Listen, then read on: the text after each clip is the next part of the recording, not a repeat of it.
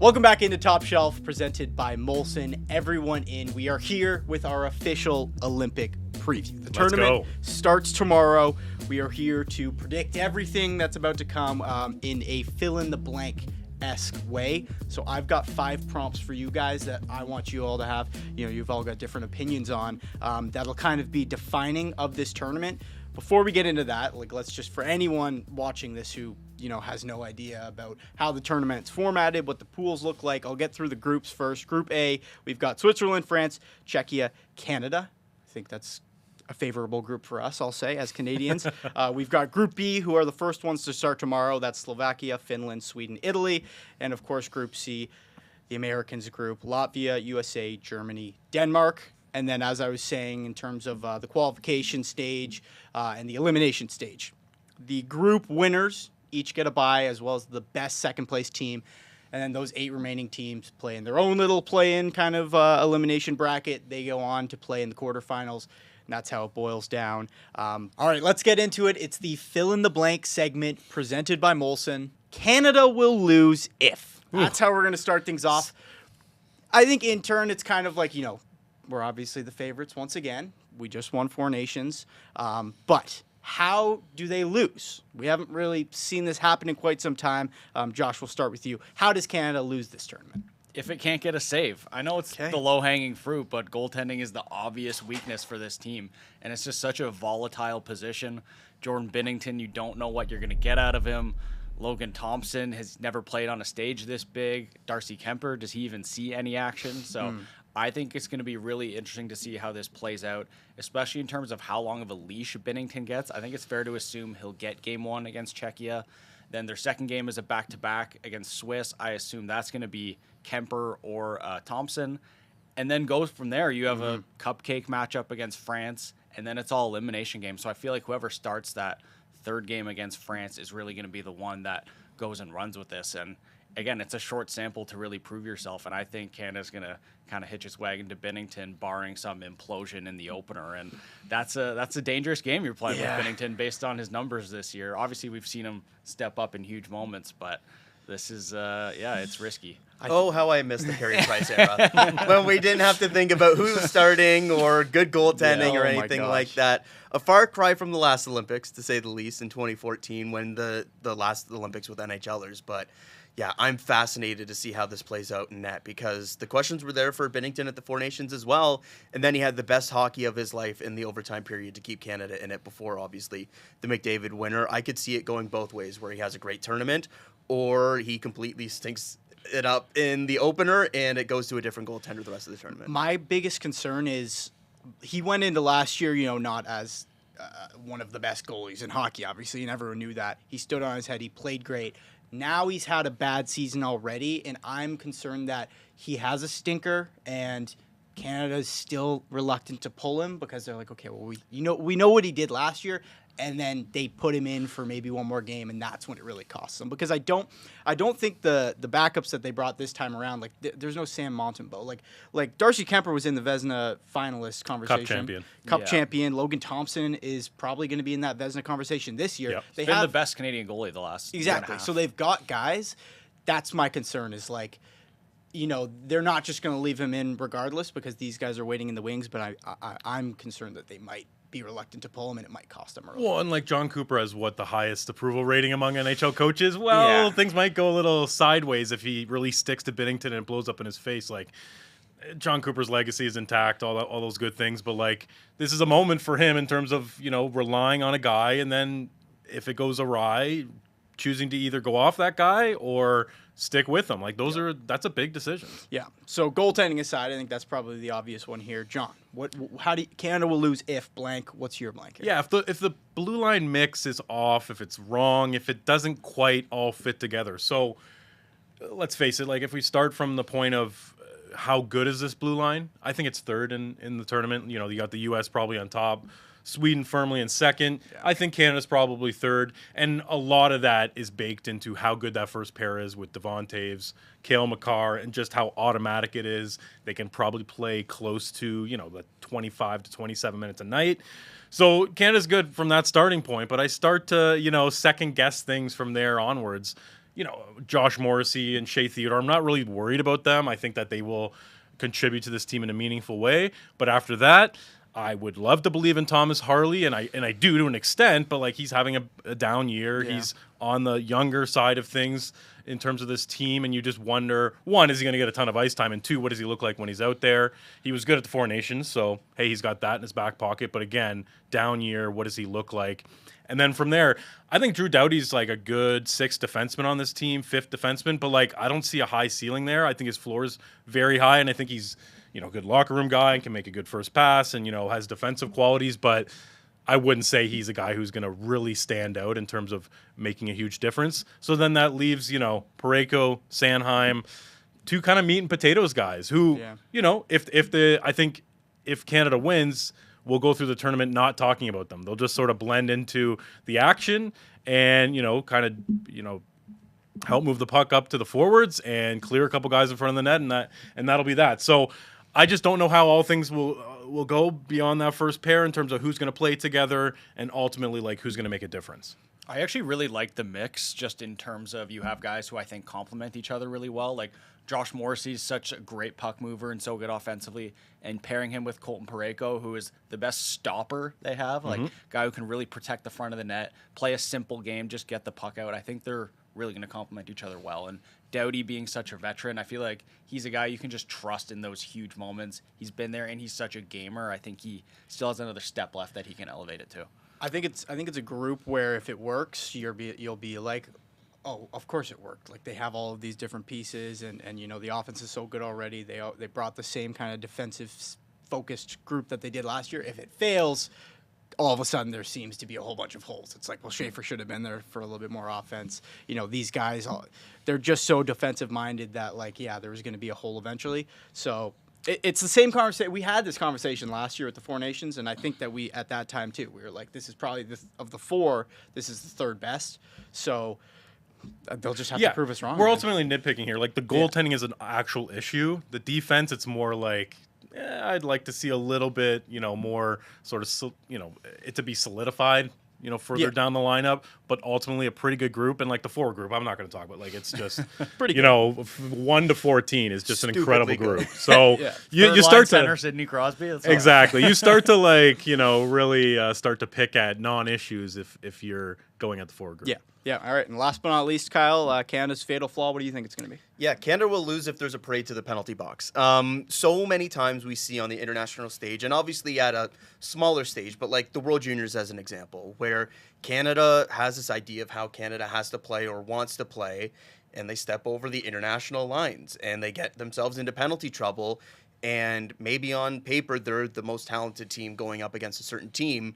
But if you're taking more penalties, you're giving the other team plenty of opportunity to capitalize at 5-on-4, even 5-on-3 in certain situations.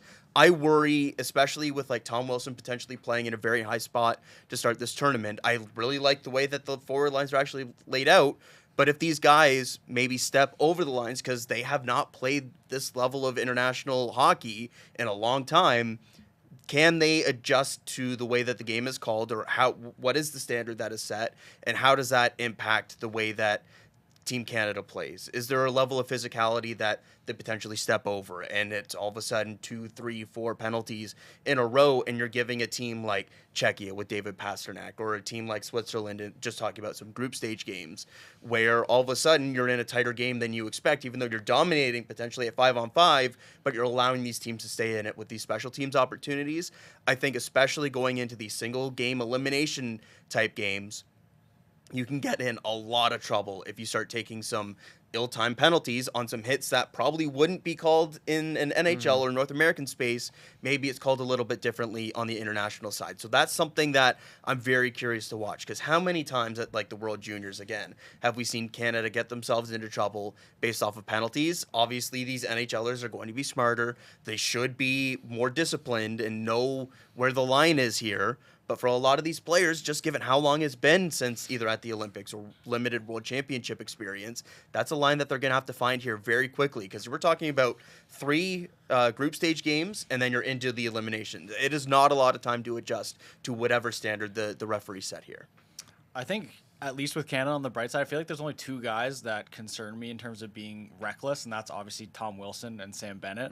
The rest of the group, I think they're all very composed players and very poised, and I don't think it'll be an issue for most of them, but obviously anything I think can happen. we look at like the forwards and like maybe like the reckless side of it as well, but I also think about the defensive side of it and kind of like net front and battles and some things like that where maybe you get away with a little bit more cross-checking or something like that in the NHL. Maybe that's called a little bit tighter in the international game. These are some things here where time and time again we see the game called a little bit tighter in international spaces, and it's just something where I don't think it's an issue for Team Canada here, but if they run into trouble or if they don't make a gold medal game or if they lose in a gold medal game, I think that the penalty trouble could be one of the key reasons why. Yeah, I think Doughty too is another name to watch there in terms of the ticky-tack stuff that they like to call the cross-checks. He's been there on numerous occasions, so I do have faith in him. But not as fleet of foot as he used to be. Yes, exactly. At his age, I could see a couple two-handers send him to the box. So that's the Canada talk for that aspect. Now, on the flip side of that, obviously, the next team up, Team USA, and the fill-in-the-blank for them is Team USA's tournament hopes rely on. Josh, kick it off. Overall team defense. This is a team that left a lot of game breakers at home. Obviously, Cole Caulfield, Jason Robertson. They have the best goaltending in the tournament by far. Probably the best blue line, though maybe you could argue Sweden. The forwards are obviously great, but they took a lot of design checkers, guys like Vincent Trocheck, JT Miller. Whether you agree with that or not, they want the identity of this team to be a team that you can't score on and you can't break through against.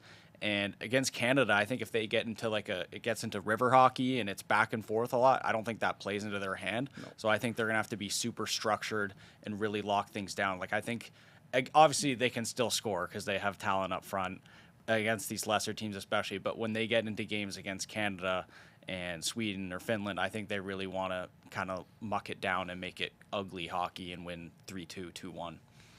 Yeah, no disagreements there. I mean, well, I was just gonna say it bleeds into my Team USA's tournament hopes rely on its high-end finishers. It's the exact same sort of vein that Josh is going down. Good offense. Yeah, well, just more in terms of the construction of the team where.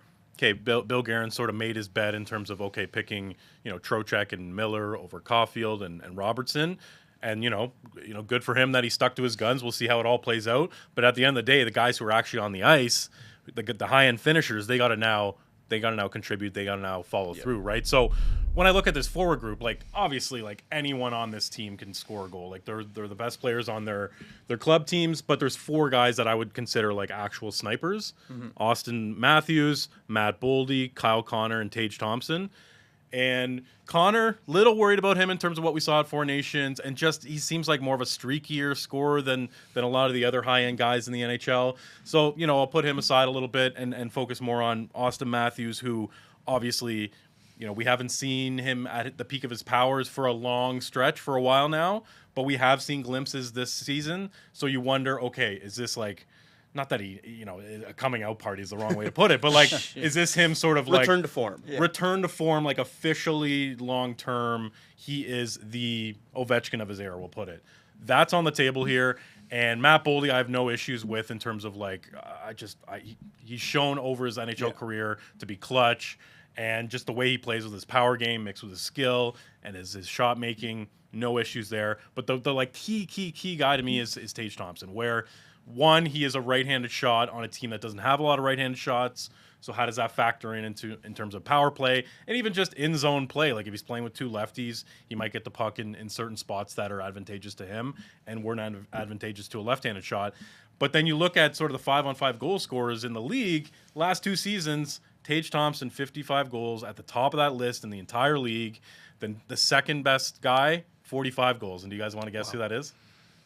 I don't know if I like this game, but yeah, let's see. I'm going to say Jason Robertson. No, he's top 5. It wasn't Caulfield? It's Caulfield. Oh, wow. Okay. So he's 10 clear of the second best 5-on-5 goal scorer who, isn't on Team USA. So interesting. He's kind of taken over for Austin Matthews, that mantle of guy who just put him out there and he's probably going to score. And it's kind of crazy to think that he wasn't at Four Nations because it's not like this was an overnight sensation with Tage Thompson. But him going to the World Championships in the summer, or I guess in the spring, was helpful. He scored the golden goal there for Canada, for the U.S. So I don't know. It's one of those things where it's like we can beat a dead horse with, the Bill Guerin decisions, but at the end of the day, they've got, a handful of guys who can really make a difference as snipers, and we'll see if they follow through here. Yeah, I think that's important to note is like Four Nations, they kind of got stuck in the mud a little bit with some defenses, but as Canada is, this USA team has so many good players on offense that if they break through at any point, they could not only win this tournament, but they could blow it out, really. If those four guys specifically really start to score too, that's where, if you're a Canada fan, you get a little bit nervous because the potential's there for sure. Thompson was on power play 1-2 recently in the most recent practice anyway, so it's like, even though he wasn't at Four Nations, they're going to be relying on him heavily to score, as they should. Yeah, absolutely. Last but not least, Kyle, Team USA's tournament hopes. What do they rely on? Yeah, Quinn Hughes for me. Who's the guy or the most notable guy, I guess I should say, who wasn't at the Four Nations? It was no Quinn Hughes the entire time due to injury. Obviously, there's some Charlie McAvoy that you could point to here as well because of his injury and then lacking him in the championship game. But for me, you look at how close Team USA was to beating Canada in that championship game, and they're adding the second best defenseman in the sport to the roster here. I look at the way that we talk about Team USA and some of the players they both left at home and some of the things that work from the back end out. And for me, I look at Quinn Hughes, and he's somebody that can alleviate all of those issues. Where in the NHL, there are a few players, if any, that are as puck dominant as him in the offensive zone, that can do so much in the offensive zone. And now he's doing this on this loaded USA forward group, and doing that with Austin Matthews as a passing option, and Matt Boldy and Tage Thompson and all these one-shot shooters who can put the puck in the back of the net off of kind of what he can do. I think he's going to be playing huge minutes here. I think we can see him both on a pairing with McAvoy, also Brock Faber. I'm curious to see how that progresses over the course of the tournament. But overall, when you look at the pieces at the Four Nations and what's different here at the Olympics, the biggest thing for me, even though we talk about some of those forward decisions and all of that, it still just comes down to Quinn Hughes there and how much of a factor his addition is on this roster going into these Olympics versus the Four Nations. So for me, I think they're going to be relying huge on Quinn Hughes, and he's the biggest X factor for me at this Olympic tournament for Team USA. Well, Matthews is their captain, but Quinn Hughes is their best player. Yeah.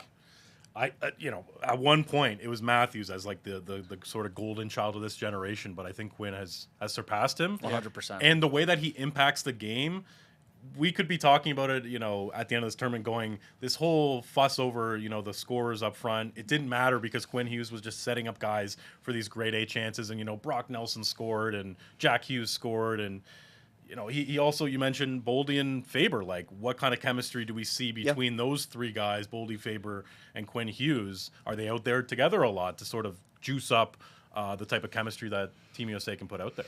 Yeah, absolutely. Okay, there we go. So we've got why Canada will lose, why USA will win. So for a show that's not based homers at all. Yeah, based in Toronto.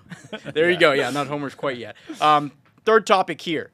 Blank has the most to lose / gain in the tournament. I left it open-ended so we don't have to be all negative here. What's your answer here for this one, Josh?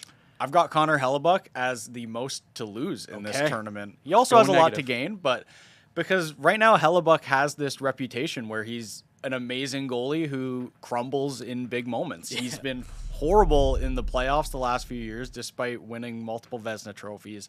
At Four Nations, he had a good tournament, but was just kind of okay in the final game, I thought. Made some big saves, but, ultimately lost the game. Couldn't make one more save than Jordan Binnington. So I think this tournament is massive for him because he can really squash that notion that he isn't a big game player. But if he has some rough moments again, especially in the biggest moments, potentially against Canada in a final, then that's just going to keep wearing on him, and he won't get another chance to get rid of it until next year's playoffs because it's not looking like Winnipeg's making it this year. So that's going to really sit with him for a while if he doesn't come through. Well, it's possible that he doesn't even start, right? We don't know for sure. He probably will. I assume he'll at least start out of the gate and then go from there. He would have to really lose the job. No, I agree, but we technically don't know yet. Yeah. And Ottinger and Swayman are totally justifiable picks to be your starter on game one, in my opinion.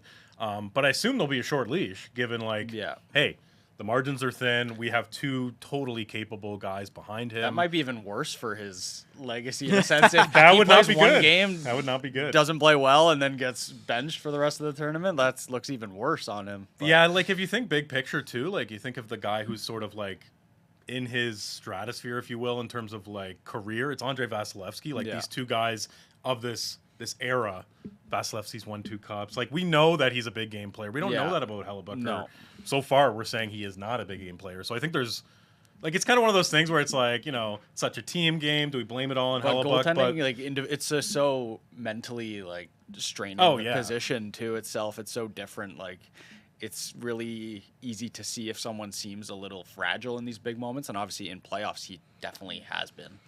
The guy won the Hart, like for him to not go far in the playoffs throughout his whole career, and like we're obviously not retiring him right now, but like the resume so far isn't very pretty. Yeah, and when it comes to like Team USA's advantages over Team Canada, the clearest one is the goaltending. And if that goaltending crumbles in any kind of big moment, either in a game against Canada or before we even potentially get to that stage, that's another reason why the microscope is going to be so huge on Connor Hellebuyck, or if he's usurped for that position. Yeah, okay. John, who do you think's got the most to lose again? I'm going to go with Elias Pettersson here. And, like, I know this is sort of like, oh, we've been talking about this guy for the last 2 years. You know, will he rebound from this lull? Rightfully so. Yeah, no, I think it's totally fair. But, like, this is what I'm thinking of. So, this is a similar conversation we had before the Four Nations. But, like, this is his chance to rebuild his value. I think it's pretty obvious that the Canucks want to move off him. He wants a fresh start. Other teams are calling. If he shows that, like, hey, when I play with other players, those flashes of brilliance that you see once every couple of weeks in Vancouver, it can be bottled up with different teammates. I think that can go a long way. And Leo Carlsson is injured for Sweden, so that's another, high-end player that isn't getting ice time that he can maybe eat into. Maybe he plays on the wing and looks really good, and a team starts to look at him as more of a winger. And, if I think of let's just throw Carolina out there. If I'm in their shoes and I'm looking to just build on my core, free agency isn't giving me much these days. It's not this coming free agency season and probably moving forward, just the way that things are trending. Do you acquire Pettersson sort of under the sort of like, or through the lens of like, this is basically a free agent that we're signing? He's already, he's got 6 years after this year at $11.6 million. That's not going to be a value contract anytime soon. But you can kind of convince yourself, like, our books are really good already. We have a ton of cap space. Let's add them to our core, and we're going to get them super cheap. This is not something that we need to sort of overthink. Like, hey, maybe he's our second-line center for the next 6 years. Like, there's a lot of sort of, like, layers to it where you can easily go, let's not do this. But I think there's an avenue there where if he shows at the Olympics that he is, not only like an average second line center, which I think he probably is at this point with the Canucks, but like can show that he has sort of that oomph in his game, maybe the market picks up after and towards the deadline we see him moved. Yeah, I think absolutely, like, something underrated about the Olympics, like as much as the guys who have made names for themselves, the NHL players, have a lot to lose, it's the guy like Elias Pettersson falls into the category. Obviously, it's the guy. It's not the super big names that actually have so much to gain, and we saw it. I know we talked about this, but we saw it last year with last Olympics with Slavkovsky, and how great that was for his resume and everything. So yeah, as long as you're not like at the top of your game in a Connor Hellebuyck position, there's a lot that could go right with one good tournament at the Olympics. So I'm excited to see how that goes. I'm glad you brought up him potentially playing wing too, because I think in the most recent line practices, like, he was playing wing, which I think is a good spot for him to kind of shelter him defensively a bit and just let him focus on offense. But it's also like, hey, well, now if you're not producing, we already have you at an easier position on the wing. Then we keep making things easier on you, and it's not working out. But again, in Vancouver, he was at his best when they loaded up that top line with Besser and JT Miller, and he had other guys to work with. So I'm really excited to watch him with other players that he can really wheel with, because obviously Vancouver just doesn't have that these days. It's so perplexing. Like, he was a sick player before he went into this, like, whatever we're at maybe 2 years now. Lull, if you want to call it that, or like he was arguably a top 10 center, and now he's just completely off the map. Top 10 player in the league at his peak season. And he's still 27. He still has all those tools. He still has that hockey sense. Like, the guy didn't wake up one day and become a terrible hockey player. So, yeah. Keep an eye on Eric Tulsky and how his mind works, and maybe he convinces himself this is a good idea. There we go. Okay, and last but not least, Kyle, which players have the most to lose or gain in the Olympics this year? Nice little tease there. Yeah, there's two ways to kind of go about this question. I think there's like the legacy side of it, and then like the immediate like trade value or like immediate what does it mean for their NHL. Hellebuck definitely the legacy side. Pettersson definitely more like the immediate trade side. For me, I'm going to the legacy side as well, and it's to Team USA as well. It's the Tkachuks for me, where we saw at the Four Nations, they kind of went from like kind of like these guys who are becoming the face of Team USA hockey to absolutely the face of USA hockey. And we saw Matthew specifically on like late night shows, even after losing the Four Nations. Yes. Like that's kind of, we just don't see that from hockey players. They got the podcast now. Yeah. They have the podcast now. It's very much in that kind of like, how can we become like the Kelsey brothers type thing? Yeah. But for me, I look at kind of their celebrity and what's been building over these past couple of years. And with Matthew's success in the NHL with the Cups and then with USA Hockey coming back, for me, I look at these Olympics as either they're going to explode and just become these like true household names, like top USA athletes if they go and win gold, or if it doesn't go that way, or if they lose in the gold medal game, or if they don't even reach there, kind of goes away and they're not as a big deal as they are in the United States, kind of going into these Olympics as these big name guys or these guys to watch or these rising stars in kind of the more just everyday household name space. And it's so rare for hockey players to become that in the United States, especially even for some American players. Like, it's just been a long time since we've seen that. And I think with these Olympics here, if it doesn't end in gold for the United States, I just don't see the Tkachuks continuing to build on that, because then we're talking about at least 2 years until the next USA hockey tournament with whatever Four Nations equivalent or World Cup we have after that. We're talking about another 4-year cycle until the next Olympics. I think there's so much that they can potentially gain in terms of like their celebrity status from these Olympics, and then conversely lose that potential opportunity if it doesn't end in gold for Team USA. Yeah, it's true.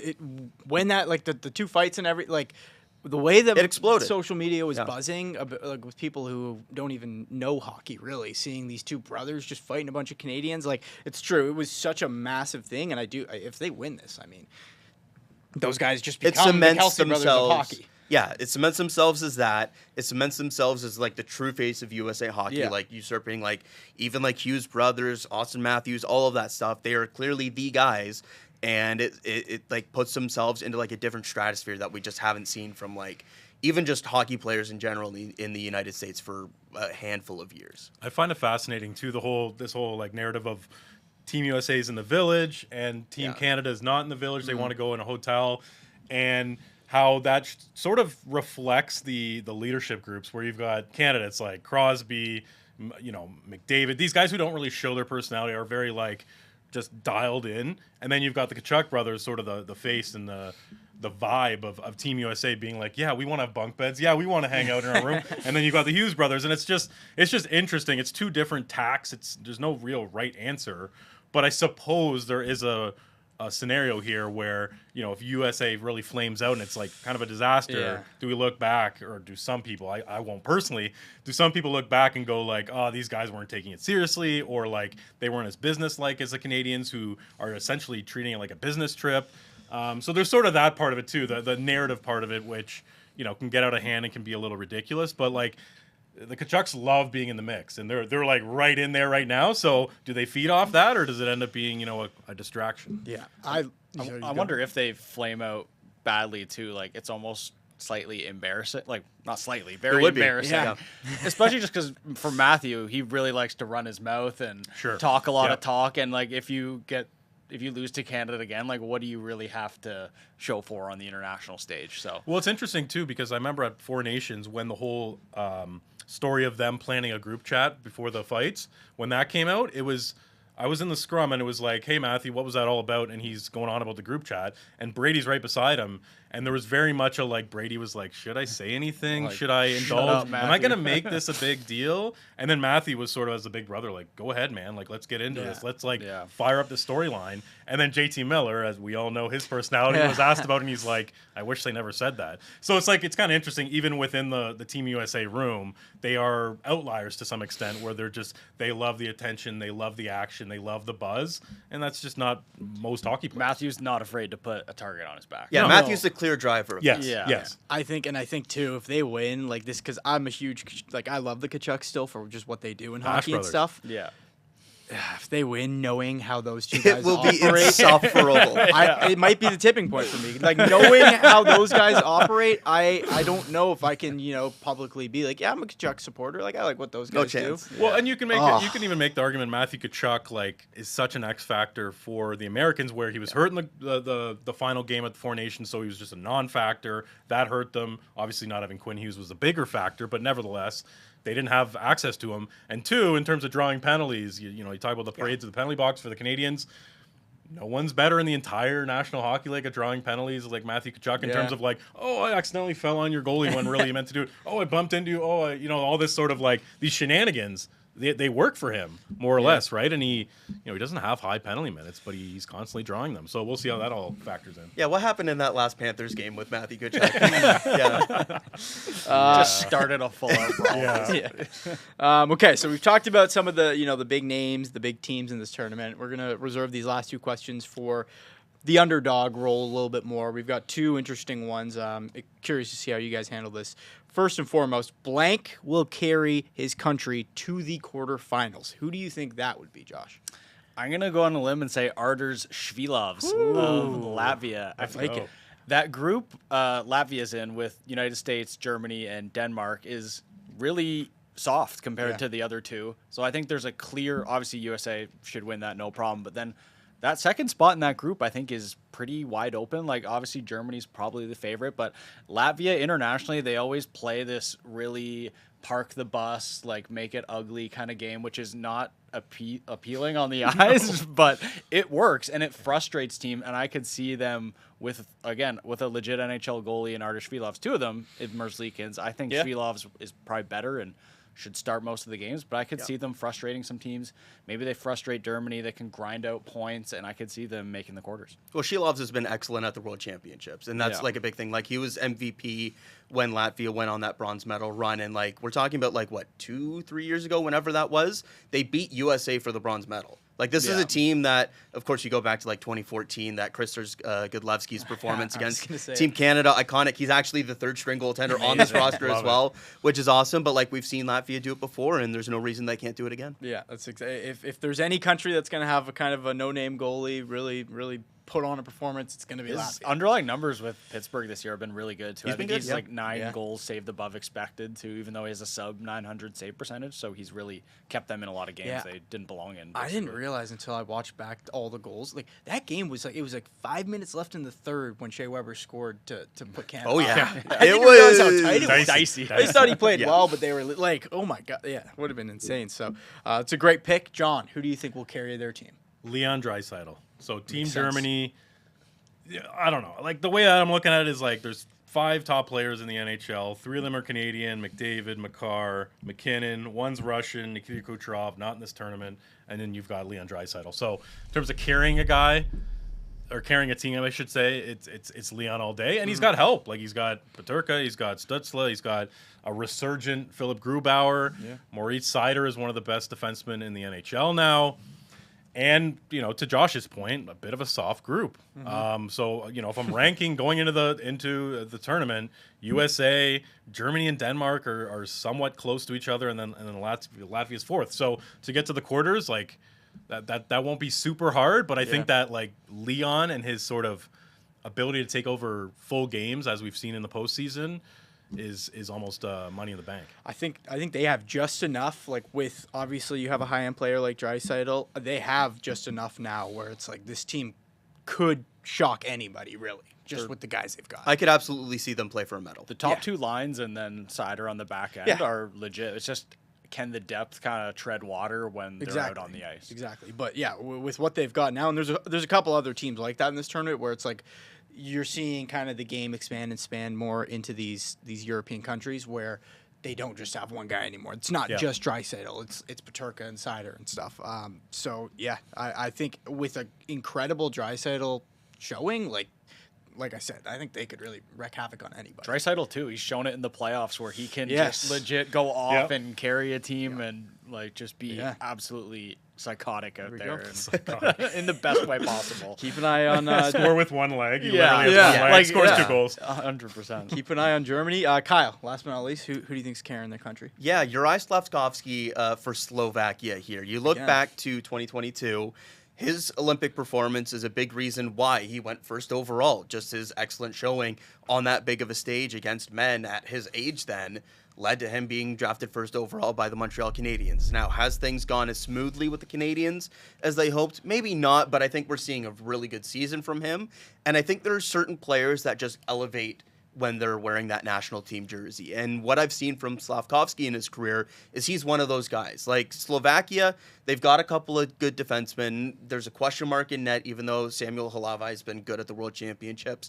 But then there's not really a lot of like forward depth there. Like we're talking about Tom Tatar still being on their first line here. There's not been a lot of like young players coming up here. So if Slovakia is going to make some noise or make a run here, like we've seen Slovakia do in previous Olympics, I think it's going to be because Slavkovsky has a big tournament putting the puck in the back of the net. And in a tough group against Sweden and Finland there, I think they're probably going to be one of those teams that are playing one of those play-in games to just get to the quarterfinals.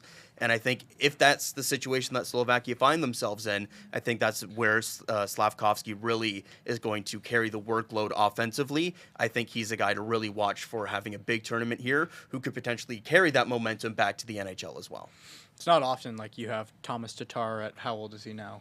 Oh, like 38. 38 on your first line with the guy who also was a first overall draft pick. Like, the dynamic there is crazy, but we saw him do it. We saw him do it 4 years ago, 4 years younger. So I definitely don't He's taking a big step this year, too, for the Canadiens. Yeah, he's been a guy. All right, there you go. The 3 guys that'll carry their countries. Last but not least, who is the dark horse country that nobody's really talking about? Josh, we'll start with you. I've got Finland. I know they're, one of hockey's bigger powers, like probably the number 4 team in the tournament. But I feel like a lot of people are sleeping on them this year. I see Czechia getting a lot more love than Finland, which kind of surprises me. And I think Finland, without Barkov, some people are just writing them off. But to me, having Heiskanen back, who they didn't have at 4 Nations, is a bigger deal than not having Like, I think Heiskanen is more important to that team than Barkov is, just because they have other centers who can step up, but they don't have another D like Heiskanen who can really just dictate the pace of the game, play nearly 30 minutes, move the puck, shut guys down, quarterback the power play. He can really do everything. And Finland has just always been a team that's sort of punched above its weight internationally. They're really pesky. I think if Saros can have a big tournament, that's obviously a big if. He's struggled the last couple of years, but I could totally see them going all the way. Saros defining goalie of the year. Let's not forget. So I'd go as far to say is like Miro Heiskanen might be the most important player to his team in the entire tournament. 100%, yeah. Like in terms of like that Finnish defense, there's not a lot there. A lot of like meat and potatoes kind of guys like who can be really solid defensively. And at 4 Nations, they didn't have that one who could, lead the way. That dynamic guy. But now it's like he kind of slots everyone more in place a little bit, I think. Okay, Finland. John, who do you think is the dark horse here? I think it's Czechia, and my take on this to go against Josh here is that I think they're going to be in the bronze medal game. I think they're going to replace Finland as that sort of 4th team, this 4th power, and part of it hinges on Pasternak. What kind of impact can he have as this really high end player? Yeah. And then you've got Matisz and Dostal. This is a top 10 goalie now in the league, roughly something to that effect. I think that they have enough at the top of their lineup to make some noise when Finland is a little vulnerable here. It's obviously contrasting styles. Finland's going to be very like team focused, a lot of 2-way forwards, but I think that Czechia's high end skill and shot making, especially with Matisz and Pasternak, mixing that with the timely saves, I think will take them a long way. I do worry about Czechia's D a lot because after Filip Hronek, you got Radko Gudas, who's taken a bit of a step back this year, and then there's no other NHL defenseman. Yeah. So I worry about if they can move the puck enough, but we'll see. I mean, this group has some camaraderie. A lot of them were together for the World Championship win a couple years ago. Yeah. So Similar place, it feels like, to Germany, where they've got the high-end guy, they've got a bit of a supporting cast, and they've got enough to make some noise. So, I think that's a good pick. Kyle, last but not least, who do you think is the dark horse of this tournament? Switzerland. Like, we talk about Finland and Czechia, and those are countries that are kind of around it here, which it's funny to talk about Finland because they are technically the defending gold medalists here. But for Finland, I completely agree that they're a dark horse that hasn't really been talked about. Switzerland, like, they haven't medaled since the 1940s. So this is a very different level of team. But you look over the last 2 years at the World Championships, back-to-back silver medals. This is a team that has a lot of guys that have been playing together for a handful of years. And I think you look at the mix of NHL talent they have up front, the mix of NHL talent they have on the back end, and the question mark in goaltending is, like, what level can you still get? Leonardo Giannoni is a guy that most North American fans do not know. And he's a 38-year-old, like 5'11" goaltender who has played his entire career in Switzerland. But this is a guy who, again, I talked about Slavkovsky earlier, guys who elevate on the international stage. Since the last Olympics at the World Championships, this guy has a .950 save percentage in 17 games with Team Switzerland. I expect him to be the starter. They do have Akira Schmid there, who's an NHL goaltender as well, who could potentially take over that role as well. But I look at the mix on the back end with three legit NHL defensemen and Yossi Siegenthaler and Moser, who are at least starting the tournament on separate pairings. So you're going to have an NHL defenseman on the ice at all times. You have some legit NHL forwards there, and Hischier and Fiala and Meyer, like guys who can put the puck in the back of the net. Yeah.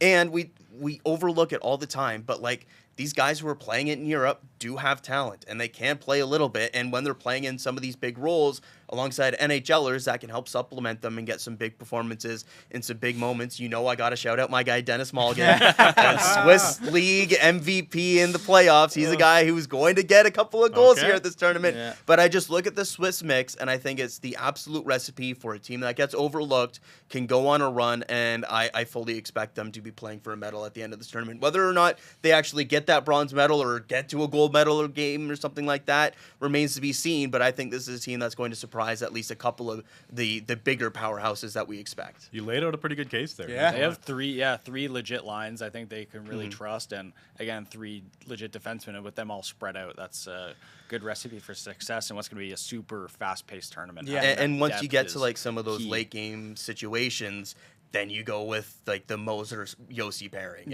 And you load up at the end of games. Or Yossi just doesn't come off the ice. Yeah, exactly. Some things like that. But yeah, like I look at the mix here and I look at their success at the World Championships recently, and I think this is a team that can have their best Olympic performance in a long time. Yeah, great cases for all three teams. And I think, I said it, but I'm thinking of while you guys are giving those answers, is this the deepest field that we've had in immense? Without Russia, just completely crushes it's tough without Russia, but in the same regard, there's I think just Italy has no NHL players. So these countries that used to always be there, like I know that they're not there, but like I don't know, a country like Norway, for example, let's say. The Mad Zuccarello. The Zuccarellos. You're replacing them now with countries that all of a sudden have like 5, 6, 7 NHLers with these Switzerland and Czechia teams. So I just think the level of play and how much it's spread across the world really is going to make for a very, very, very competitive. Yeah, I think the rise of Switzerland and Germany is pretty important here in terms of what you're talking about. Is this like a deep field? I think those two teams have really, since the last time we saw NHLers, I mean, it's I think the way to characterize it is maybe it's not the deepest in terms of like the number of teams just because Russia isn't there and some things like that, but I think the floor is significantly raised. Yes. There'll be fewer blowouts presumably here. Yeah, I expect fewer blows. I think that's the best way to put it. But yeah, that's been our Olympic preview presented by Molson. Thank you so much for watching. We're going to be here covering the Olympics all the way through. So we've got a show on Thursday to recap that first Canada game, and then we've got some shows in the weeks following talking. I mean, it's first time in 12 years. We're going to make as many shows as we can. I don't know what else to tell you. But thanks so much for watching. And yeah, follow along throughout the whole tournament. We'll see you in the next episode.